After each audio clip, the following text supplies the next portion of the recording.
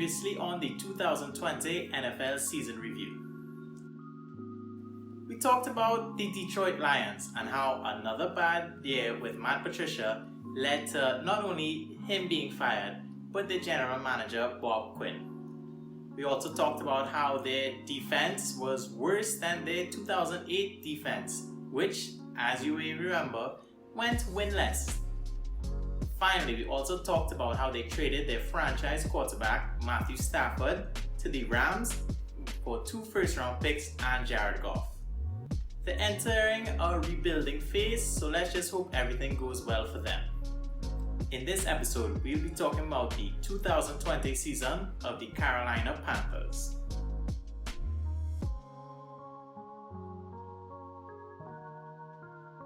Yo, what's going on, everybody?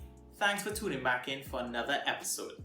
On episode 8, the Carolina Panthers. We're almost halfway there. But before we get into it, make sure to follow me on TikTok and Instagram at SportsButCasually to keep up with things I do outside of YouTube. And don't forget to leave a like on this video, share with a friend or just about anybody you want to, and subscribe to the channel so you wouldn't miss when I drop another episode. And with all of that out of the way, let's get into episode 8, the Carolina Panthers.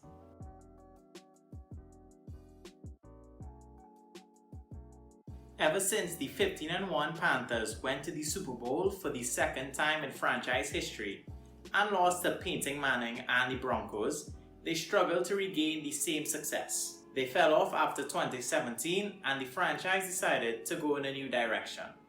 With new owner David Tepper firing head coach Ron Rivera 12 games into the 2019 season, it was clear that Tepper wanted his franchise to have a fresh restart.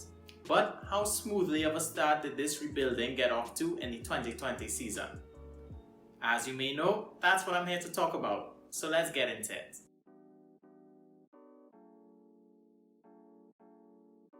To kick things off, the Panthers hired Matt Rhule to be their franchise 5th head coach. He was previously the head coach for Baylor and Temple, and he was credited for rebuilding both of the schools' football program, and that's exactly what the Panthers are looking for. They also signed Joe Brady, the former wide receiver coach and passing game coordinator for LSU, to be their new offensive coordinator. At the start of free agency, they lost a lot of their starters and veteran players. Most notably were James Bradbury, Mario Addison, and Gerald McCoy. But perhaps the biggest departures for the Panthers this offseason were the players that were cut. First, they cut tight end Greg Olsen after 9 seasons with the team. He became a 3-time Pro Bowler in Carolina and leaves 3rd in all-time receptions and receiving yards for the franchise. They also released their franchise quarterback Cam Newton. Newton was their first overall pick back in 2011 and has been the engine that kept the Panthers going for almost a decade. He became a 3-time Pro Bowler as well as the Offensive Rookie of the Year, as well as the MVP and Offensive Player of the Year in 2015, when they went 15-1. But injuries and his inaccuracy led to the franchise moving on from him. In terms of signings, the Panthers used their cap space to give big money deals to Robbie Anderson and Stephon Weatherly. And they also brought in quarterback Teddy Bridgewater, as they hoped that he could be the quarterback to bridge the gap to success. Oh, okay. I see what you did there. When it comes to the 2020 draft, the Panthers held the 7th overall pick, which they used to select Derek Brown, defensive tackle out of Auburn. He had a really solid rookie season and he looks like it was a great choice. And the Panthers hit on basically the entire draft, especially their 2nd round safety Jeremy Chin, who was a stud and finished 2nd in Defensive Rookie of the Year voting.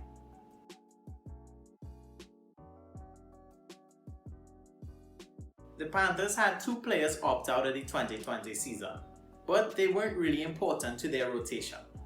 In terms of fan attendance, the Panthers didn't allow any fans to attend their Week 1 home opener, but were allowed to have up to 7% capacity starting in Week 4. They were also allowed to go over the limit starting in Week 10.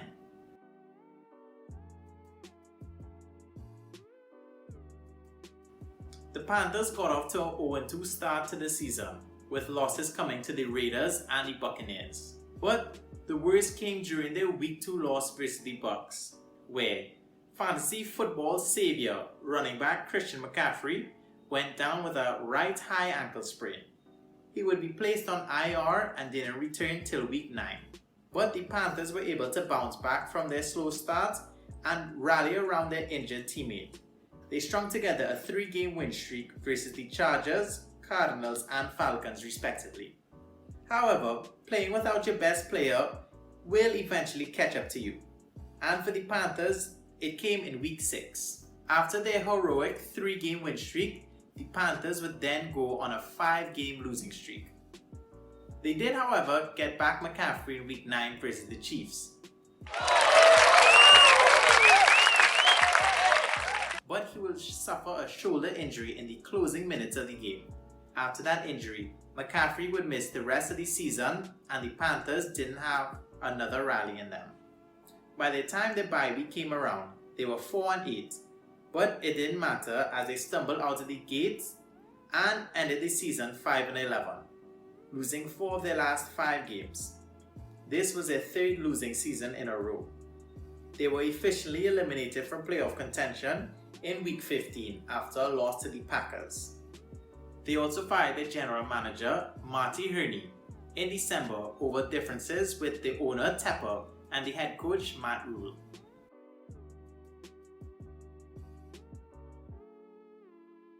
Let's get into the season stats for the Panthers.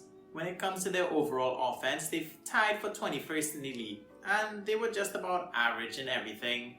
24th in points, 21st in total yards. It didn't do them any service for McCaffrey when he played in 3 games, as he's the main engine that keeps his team going and their main offensive weapon. So with him only playing 3 games, you can tell how this team really struggled and they really missed him. They were, however, tied for 10th in the league in rushing touchdowns. So at least that's pretty good. With their overall defense, they were 18th and just average across the board. 18th in points, total yards and passing yards, not to mention rushing touchdowns.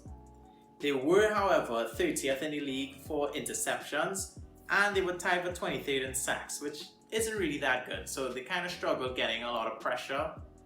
But overall, a very average performance from their defense, which isn't too bad. When you look at the advanced stats on offense, as you could tell, not too good. Missing McCaffrey, I know I sound like a broken record, but really did hurt them. 28th in the league in red zone touchdown percentage. They struggled converting, which is easy to see.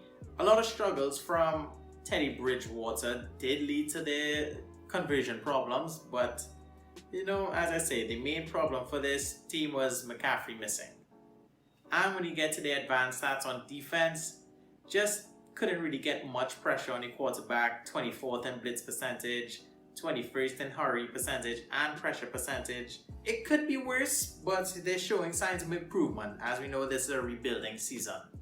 Now onto some better news as I talk about the team's MVPs. Starting as always with the offensive MVP, and I'm going to give it to my boy Robbie Anderson.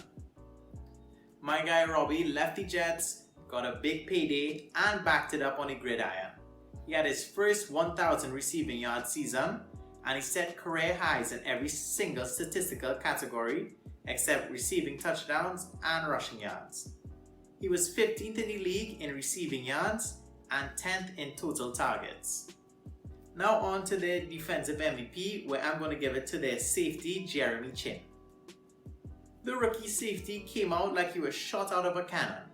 He balled out, finished second in Defensive Player of the Year voting, and all we can hope for is that he continues to develop properly and becomes one of the best safeties in the league.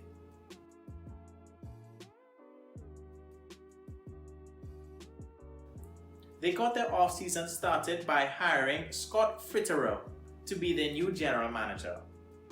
Fitterer spent the last 20 years with the Seahawks. Most recently, he served as their vice president of football operations. The Panthers entered free agency with $29 million to work with. they were able to roll over $4.3 million from last season's cap space. But they did lose two important players to free agency, and they were wide receiver Curtis Samuel and running back Mike Davis. Now, in terms of signings, they used their cap space to give big deals to Pat Elflein, Morgan Fox, and Hassan Reddick.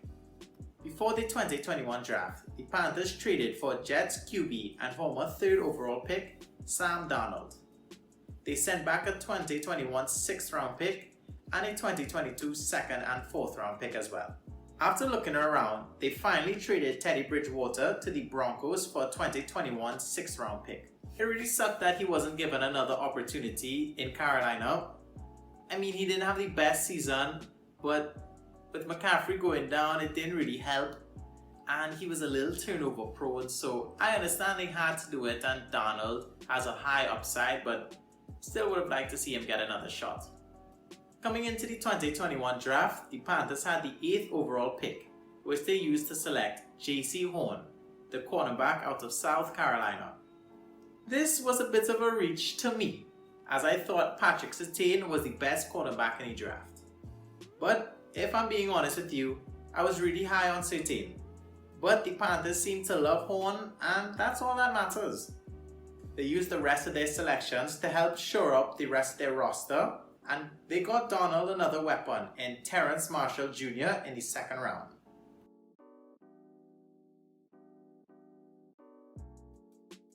Now, the Carolina Panthers, at least to me, are not so much in another rebuilding season this year, but more of a retooling. I think Matt Rhule is doing a great job as head coach. They got Sam Darnold, and Christian McCaffery is coming back from injury. And if both of those guys could stay healthy, I do think that this offense would be very good. Now, I think Sam Darnold will ball out this season. I mean, he has great weapons, he has a good offensive line, and he has the best running back in the league in Christian McCaffrey. He just has to stay healthy, and if he does, we'll be in for a revenge season, which I'm all for. The Panthers can make a lot of noise this season. Why I say that is because they have a very favorable schedule, especially the first half of the season. Like a lot of weaker teams, and they're also playing the NFC East, so that helps. But look at the schedule, looking at the roster, I do think realistically the Panthers could go about 7-10 this season. But guys, that is the end of this episode. Hope you enjoyed it. That was the 2020 season of the Carolina Panthers. Episode 8 is in the book. When I drop the next one next week, we'll be halfway there. So make sure to like, share, and subscribe on this video, and turn on post notifications while you're at it so you don't miss when I drop episode 9. It's gonna be a banger, trust me. But until then guys, you guys be safe, and I'll see you all next week.